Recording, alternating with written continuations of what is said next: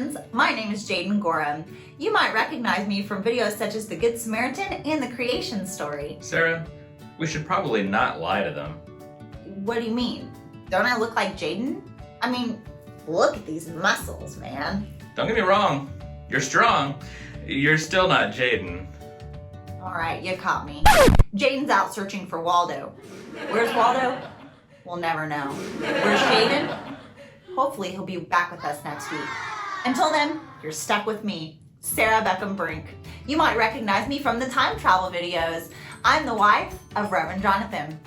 Today we thought we'd talk to you about King Solomon. Who's King Solomon? He did a lot for God and for Israel. But one of the most important things he did was he built the temple. Let's jump in. The Ark of the Covenant was a special box made from gold. This is the box that was made during the time of Moses. Inside the ark were the 2 tablets of stone on which were written the 10 Commandments. Ever since the time of Moses, the Ark of the Covenant had been kept in a special tent, the tabernacle. The tabernacle was the place where the priests came to offer sacrifices and to worship the Lord. All of the people of Israel knew that the tabernacle was a special place for God. The tabernacle and the Ark of the Covenant have been moved from place to place. Now, you might remember King David from other stories. He had wanted to build a great, big, beautiful building or a temple to keep the Ark of the Covenant in. He didn't want the Ark of the Covenant to move around anymore. He wanted it to stay in one place. But God had other plans because King Solomon would be the one to build it, not King David. Who's King Solomon, you might ask? He was the son of King David, and he had great plans for this temple. He wanted it to be big and bold and beautiful, and that's exactly what he did. The outside of the temple was made of special stone. The inside walls were made of cedar wood that had carvings of angels and palm trees and flowers.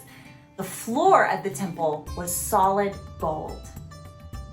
There were 2 main rooms in the temple. The biggest one was the holy place, where only the priests could go in.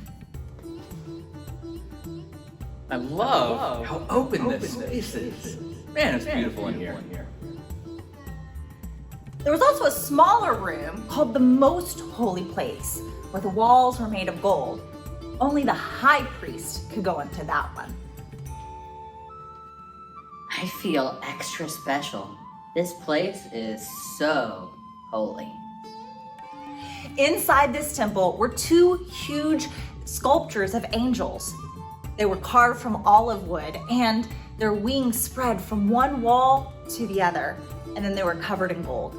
All of this beauty was supposed to show how wonderful God is. It was supposed to honor God. I feel like I've been working on this thing for forever, man. If I had to guess, it had to have been like 7 years or so now. Yeah, I mean, it's taking forever, right? I feel like I've had to have aged at least a decade working on this. Do you see the gray? Whoa. Just whoa. That is not good, man. Let me... When the temple was finished, King Solomon sent for the priests, saying, Now, I know we've built this fancy temple now, but what I need you to do is go grab the Ark of the Covenant, all right, and all the special furniture that had been inside of it, and I need you to bring it out from that tent that we had, because the tent's not going to do us any good anymore. We have a permanent, awesome place, and I need you to bring all of that into the most holy place inside of our new temple. When the ark and special furniture was placed inside the temple, a huge cloud filled the most holy place. The cloud was so thick that the priests could not even see enough to do their jobs. Everyone knew that the presence of the Lord was in the temple. I don't know if y'all can tell, but I think it's clear that God is with us now.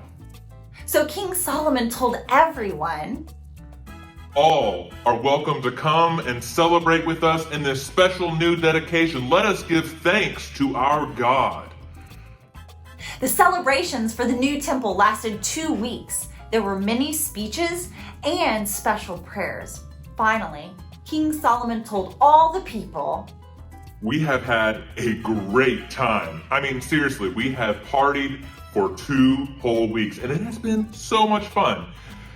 But I think the time has come. You know what time it is. It's time to go home.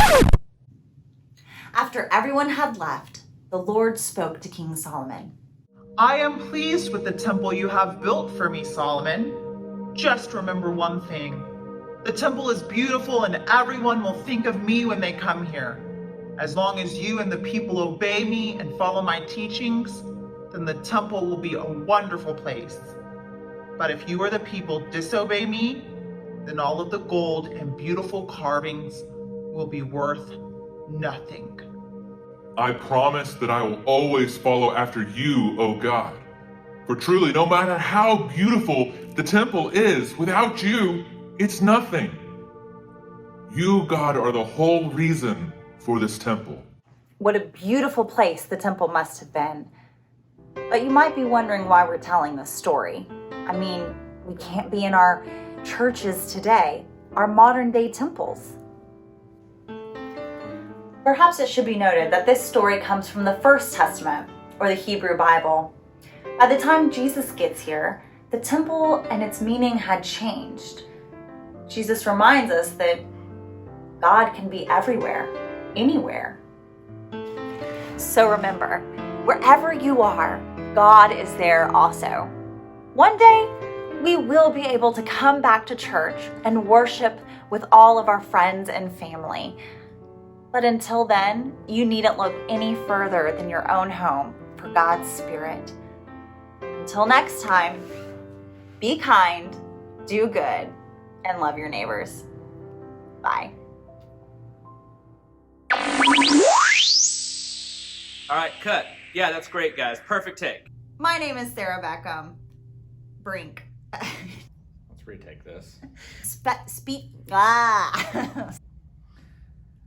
Just start over. No. And celebrate with us. I've skipped a line. Scrap it.